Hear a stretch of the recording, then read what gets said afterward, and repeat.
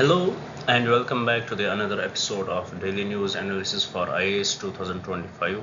It is 4th August today, and as you know it is Sunday, and usually on Sundays there are not much important articles which are relevant for your preparation. So after doing the hard work on the newspaper, I had found out these 5 important articles which could be relevant for your exams.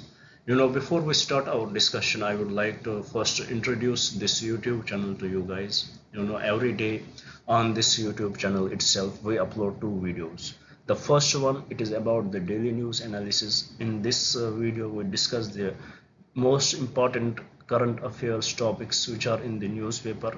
We try to discuss them into the simplest language possible so that it would be easy for you guys to understand the topic, understand those topics in detail, and we try to we try to deliver these topics in such a way that it would be very much easy for you, that you can implement it in your exams, and also it would be easy for you to take up the information from these articles, which will help you pile up your preparation. This is about this video. And in the evening session on this YouTube channel itself, we upload another video which is based on the daily quiz. Every day we discuss questions, at least 10 to 15 questions in that video. Some 5 to 6 questions are with respect to the current affairs, so that it will give you an idea how the questions could be framed from the current affairs, and also it will help you revise your current affairs. And also in that video we upload few previous year questions. We discuss them. We discuss the methods by which we could have solved those questions without having the proper knowledge. We discuss the elimination method in this with respect to those papers, so that it will give you brief idea about the solving your papers in the exam. So, and also help you pile up your preparation, get the knowledge. As it is said that if you know your previous year questions, then it becomes very easy for you to crack the prelims. So with respect to that, keeping everything in the mind, we had brought up this initiative. So before I start today's discussion about the current affairs, I would like to request you guys, please do subscribe the channel and share it with your friends. Maybe your friends will also get benefited from this video. And also I would like to request you guys, please do watch my video till the end. Do stay with me till the end, because usually what we do, if we look at any new channel or any new video on the YouTube, we only tend to watch it for 1 or 2 minutes and skip that, because we are not habitual of that, and I can totally understand that. But one thing I can make you sure about, if you will watch my videos till the end, you will definitely like it. I will try to explain these topics in very simple language so that it would be easy for you to understand. So my request to you guys is, please do stay with me till the end. Now, without wasting any time, let's look at the topics which we have to discuss today. The first one, it is about the village defense guards in Jammu and the militancy in Jammu region. We will take, actually in the paper it was basically, article was about the village defense guards and the weaponry they have. It was only about that, but I had taken this into some, I had given this article some different direction, so that it would cover you, it will cover you the broader information with respect to the militancy in Jammu and this village defense guards. After this article, we will take up the Alzheimer's blood test, the new method by which we can diagnose Alzheimer's at the earliest stages. After that, we will discuss about this demand from the Kerala Chief Minister that modernization of forest forecast model should be implemented. After that, we will discuss about the Gandhi King Foundation and Foreign Contribution Regulation Act, and finally we will discuss about this Cellulary Hydel project. So with this, let us start our first discussion. First topic, it is about the militancy in Jammu and village defense guards. If we will understand, if you have the basic knowledge about the Jammu and Kashmir, you would definitely come to know one thing when you will hear the militancy, that militancy in the Kashmir region. And it is very much understandable, very much, this is the popular belief right now, the militancy. If we will think of militancy in Jammu and Kashmir, we will think of militancy in Kashmir region. Why it is so? Because from the history, if we will see the history of militancy, it originated in the Kashmir region itself, and it in the early days it spread to the Jammu region also, but it was very well curbed in the Jammu region in the beginning of 2000 itself, but it remained in the Kashmir region for the longer duration. But if we will see the trends in the last few years, especially in the last 2 to 3 years, we will see one thing, that the major attacks on the army, major attacks on the paramilitary forces of Indian forces are found in the Jammu region. So, what could be the reason for that? Why there are more attacks in this southern, in the Jammu region or southern Kashmir, rather than in, what was the basic approach of militants in the Jammu and Kashmir, in the Kashmir region itself? We can see the huge change of the trend in these attacks. You know, let's dig little deeper in this. When in the early 90s and early 2000, when the militancy started, the main focus of the militancy was either the central Kashmir, that is Srinagar, or the northern Kashmir, that is district Baramulla or district Kapwara. That was the major focus of the militancy. Then we had seen several attacks against the military forces. We had seen several attacks against the civilians. We had seen how people were killed there. Now the things had started to change. Things had started to change, and these attacks are now shifting towards the southern Kashmir, or we can say to the south of the Pir Panjal region. What are the major reasons for that? If we would see that there are two terrorist modules happening, that is in the Kotwa region and in the Poonch region, which is south of the Pir Panjal. Number of soldiers lost their lives. Also we had seen reasons for that. Pakistan, they are looking to create more trouble in India now, as the Kashmir was the major hub, and that was right now that is under the security control. We had seen security forces everywhere in the Kashmir region, and they had tightened the screws of these militants. Now they needed a safe haven for them, and if looking at the topography of the region, then the Pir Panjal, south of the Pir Panjal region is the best suited for them, because there we see the huge forests there. We see the caves there, which are very much advantageous for those militants. That is the reason they had shifted from the Kashmir region to the south of the Kashmir, or to the south of the Pir Panjal region. Another reason is there is the rise of the local militant groups in that region also, because we had seen, if you can remember, in the few months before, we had seen how there were conflicts between the locals and the army forces, because some of the locals were killed in the fake encounter, and even the higher officials of Indian Army acknowledged that the accident had happened. Some of the rogue officers from Indian Army had done that act and killed some locals. This had created more misunderstanding between the locals and the army forces, and this has led to the widespread of this terrorism, this militancy in that region also. And also one more thing, after the Galwan war between India and China, the focus of the Indian security has shifted from the Kashmir region, especially from the Jammu region, as it was much safer than Kashmir, towards the borders. The security was reduced in the Jammu region. More army personnel, more para army personnel were shifted towards the borders of the India and China, towards the Galwan region. Because of that also, it created a wideness in this region, and it became the safe haven for the for the militants, for the Kashmiri militants in this region, in the south of the Pir Panjal region. So these are some of the reasons why this militancy has, increased in this region. Also, we can see there is a twin threat which India has always anticipated from the China and from the Pakistan itself, and also we can say 2.5 threat, and also the militancy in the Kashmir region. And we discussed about the local support also.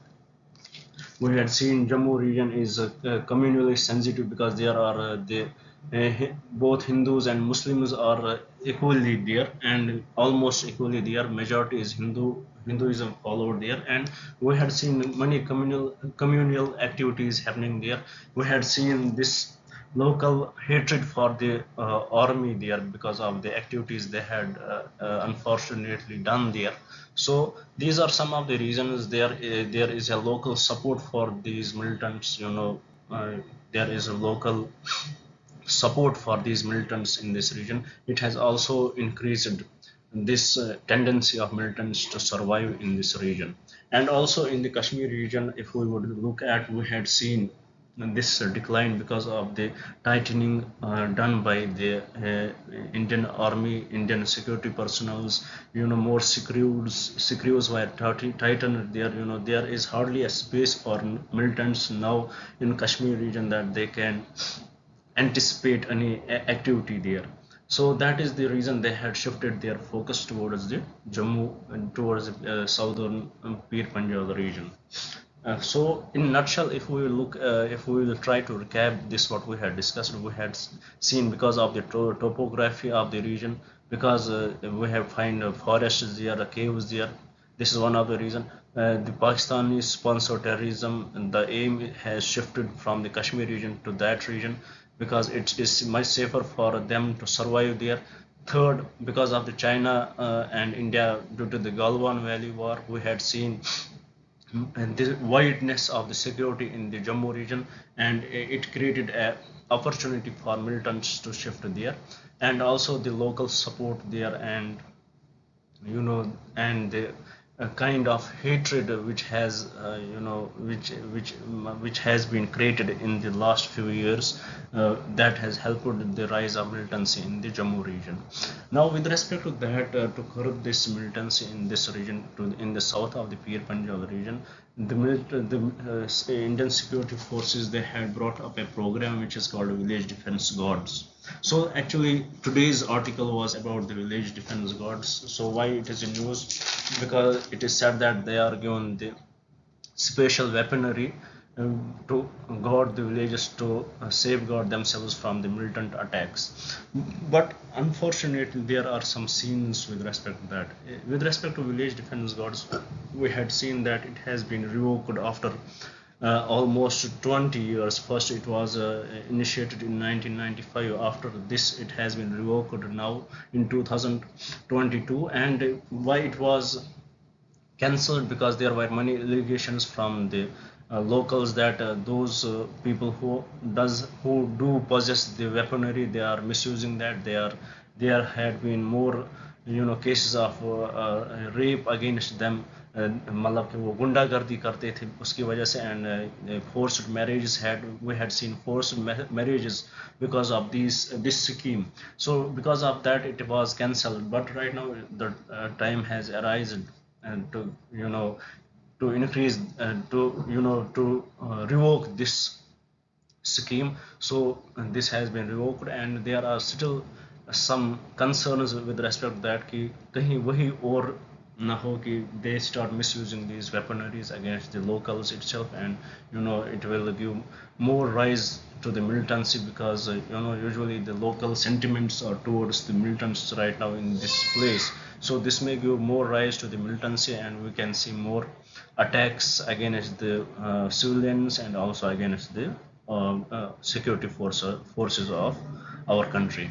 So this was the concern with respect to the why we discussed this news, because it was in the news article that village defense guards are given the special weaponry which can to defend, to protect their areas. So with this we conclude this topic here. I hope I was able to make you understand the topic. I tried, to break it into the simpler pieces. I hope you will understand it, and it will help you in clearing any question with respect to this. Moving forward, we have another topic of today's discussion, very important article in the Hindu newspaper. It is Alzheimer's blood test. You know why we are discussing this? Because the scientists at the London University in the Switzerland, they have shown the productivity of the A2T, a blood test, which is 90% accurate in identifying A2T in people experiencing cognitive symptoms. Alzheimer's is the one of the a disease which is very commonly growing right now. If we will see about uh, this Alzheimer's, a little bit of basic knowledge about Alzheimer's, we can say that about 6 to 80% of dementia cases are with respect to the Alzheimer's. What are the common symptoms of the Alzheimer's? It is memory loss, we have communication and language difficulties, disorientation and in composure, and also mood changes. So these are some of the early symptoms of the Alzheimer's. So it is very important to diagnose Alzheimer's at the initial stage.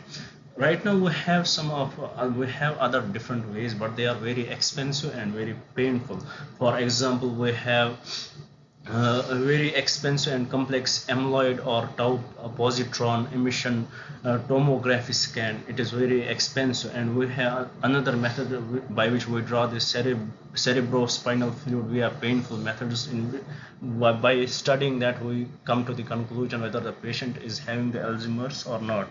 So these are the methods which we had right now, and they are very, either they are very expensive and very painful, and also they are not that much accurate. About it is said that about 25 to 30% of the patients diagnosed with the AD are they are misdiagnosed. Either the patients are having AD and they are misdiagnosed about it, or the patients don't have AD and they are diagnosed that they are having the Alzheimer's disease. So it is also said that in 1 in 5 women and 1 in 10 women develop dementia because of the Alzheimer's. So it is very important to come to the conclusion at the earliest stages, because at the later stages it becomes very difficult and this can lead to the death of the patient. So with respect to that, scientists at the London University, they were working on the blood test of the Alzheimer's, and they had successfully did the tests, and it is found that 90% accuracy is while identifying Alzheimer's disease via blood tests. So if we will look at what do they measure in the Alzheimer's blood test, we should know that there are two. The test works by measuring a combination of two ratios with a blood sample. The one is plasma phosphorate tau 217 to not phosphorate tau 21. You know about these ratios. You just need to know that. We don't have to go much deeper. What are these plasma phosphorate tau 217? Because this is something to do. It is something which the chemical engineers or the biotechnical engineers have to do with. For an aspirant, you just need to know about these ratios which we need to know, which are done while doing the tests. One is plasma phosphorate tau 217 to not phosphorate tau 21, and another is two types of amyloid beta, AB42 and AB40. These ratios are found out, and by the you knowing the ratios, we can come to the conclusion whether the patient is having the Alzheimer's or not. These two chemicals, or these chemicals are said to be the you know these are said to be the hallmark, pathological hallmarks of the Alzheimer's disease. So this was about the Alzheimer's blood test. About this test, it was mentioned in a paper published in journal JAMA. So this much we need to know about this test. Who did it? It is the scientists at London University in Switzerland. They have shown the productivity of A2T, a blood test, in 90% accurate in identifying A2T in people experiencing cognitive symptoms. And one more thing we should know about this, let's revise it. 1 in 5 women and 1 in 10 men develop dementia. By the current testing, 25 to 30% patients suffering Alzheimer's disease is misdiagnosed. Current methods involve very expensive and complex amyloid or tau positron emissions, tomography scan. Other alternate is to draw cerebrospinal fluid via painful method.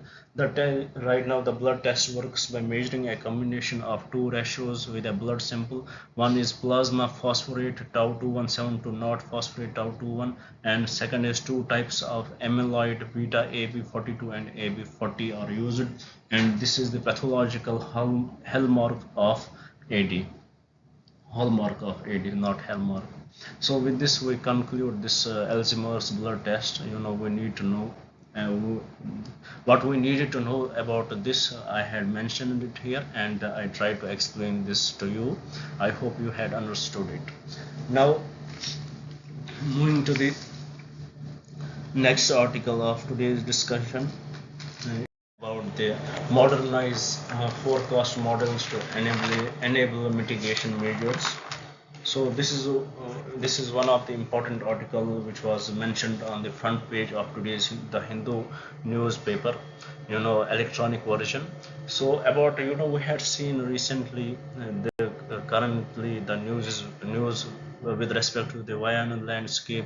The Kerala government, they are blaming the center for not transferring the information on time, and center blaming them not acting on the information they had transferred. With respect to that, the Kerala CM, he stressed on that right now it is the time to modernize forecast models to enable disaster mitigation measures, start early, by which we can avoid all these accidents, and we can save lives, and we can save the property loss. Kerala CM, he has stressed on it need of more weather prediction models, more modern location specific, and they should be very accurate. you know According to him, if we have these modern and location specific and accurate models, by that the disaster mitigation measures could start early enough to save lives and property. And also, during his speech, he also mentioned that he is going to develop a township, a modern township in Wayanad for those displaced by the disaster. And also, he also mentioned that the Kerala specific weather forecast mechanism to be developed by Institute for Climate Change, uh, by Institute for Climate Change Studies in Kottayam. They will develop the weather forecast mechanism which would be specific to the Kerala, and also by that it will help them remapping landslides and flood prone zones, future proof climate modeling, and community relocation to safer zones. So in nutshell, what was mentioned in this article today, that the Kerala CM, he stressed on that there should be more modernized forecast models, by which we can have the early detection of the disaster, so that we can save our people, and we can save the property by taking the early mitigation measures. With respect to that, he also mentioned about the modern you know modern town to be modern township would be developed in the Wayanad for those displaced by the disaster. And also he mentioned about the Kerala specific weather forecast mechanism to be developed by Institute for Climate Change Studies in Kottayam. And also, because he also mentioned about the remapping landslides, flood prone zones, climate modeling, and community relocation to safer zones, so that it will impact the country, impact the people in the better way. So this was about this modernization forecast models to enable mitigation measures start early, about the Kerala CM's status, demands with respect to it. I hope I was able to clearly discuss this topic with you. Very simple and very small article. The important information which was needed, I had mentioned it here in this PPT. I hope you would understand, you had understood it, and let's move towards the next article of today's discussion. It talks about the Gandhi King Foundation. About the Gandhi King Scholarly Exchange Initiative Act, you know, uh, act, it was signed by the President Trump in 2020. In it, the US and India officials are trying to overcome the hurdles posed by the Foreign Contribution Regulation Act.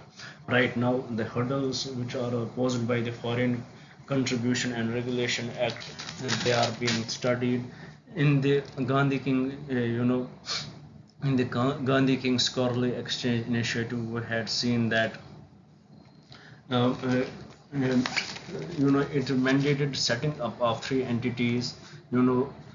Two of them were done in US itself. For example, one was an exchange program for 20 scholars each year and a global academy to be set up by the US Institute of Peace in Washington.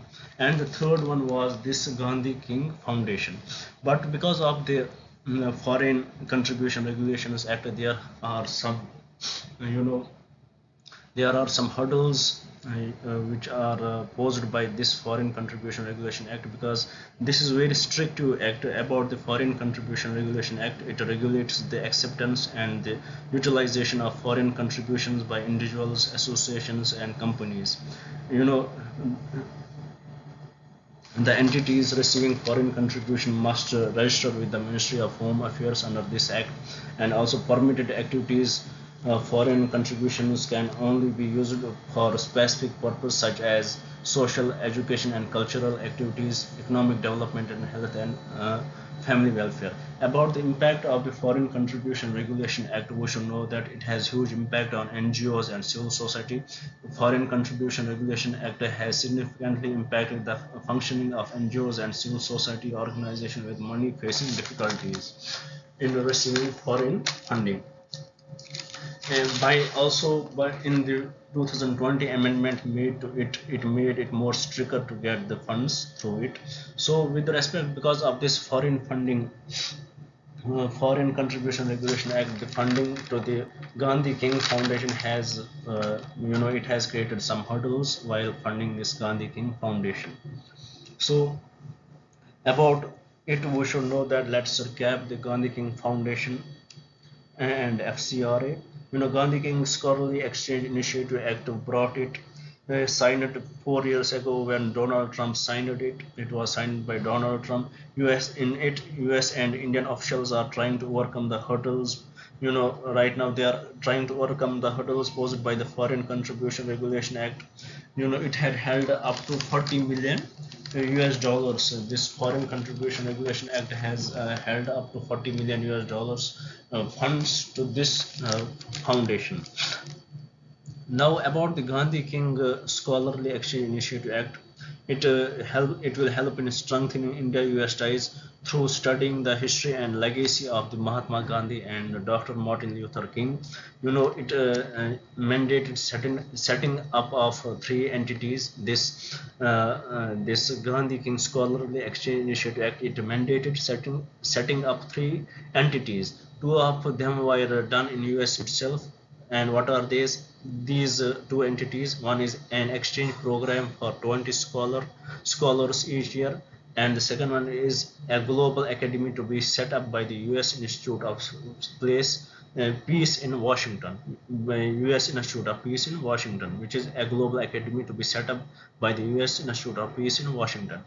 Then the moment on the third entity, Gandhi King Development Foundation, which has made little progress right now, but the funding to it has been, had seen some hurdles because of the Foreign Contribution Regulation Act. About the Foreign Contribution Regulation Act, it regulates the acceptance and the utilization of foreign contributions by individuals, associations, and companies. The entities receiving foreign contribution must register with the Ministry of Home Affairs, and also permitted activity. What are the permitted activities under the Foreign Contribution Regulation Act? They are foreign contributions can only be used for specific purposes such as social, educational, and cultural activities, economic development, and health and family welfare. About the impact of FCRA on the NGOs and civil society, FCRA has significantly impacted the functioning of NGOs and civil society organizations with money facing difficulties and in receiving foreign funding. And also by the 2020 amendment, it has made it more stricter to get the funds. So because of this FCRA, we had seen hurdles in receiving the funds for the Gandhi King Foundation. I hope I was able to make you understand it. It is an initiative which is for the strengthening India-US ties. In it, through this studying the history and legacy of Mahatma Gandhi and Dr. Martin Luther King, which are the two important personalities of these particular countries. For example, for India, Dr. Mahatma Gandhi, and for US, it is Dr. Martin Luther King. So I hope I was able to make you understand this Gandhi King Foundation. Now moving to the last article of today's discussion, it is about the Environment Ministry nods soon for Seluru Hydel project. About this, the Ministry of Environment, Forest and Climate Change is all set to grant environmental clearance to 1350 megawatt pumped storage hydel project, which is PSHP, at Upper Seluru in Aluri Sitharama Ragu district of Andhra Pradesh. So this is in the Andhra Pradesh. The Ministry of Environment, Forest and Climate Change is all set to grant environmental clearance to it. This is one of the PSHP, which is the pumped storage hydropower project being implemented by the AP Genco.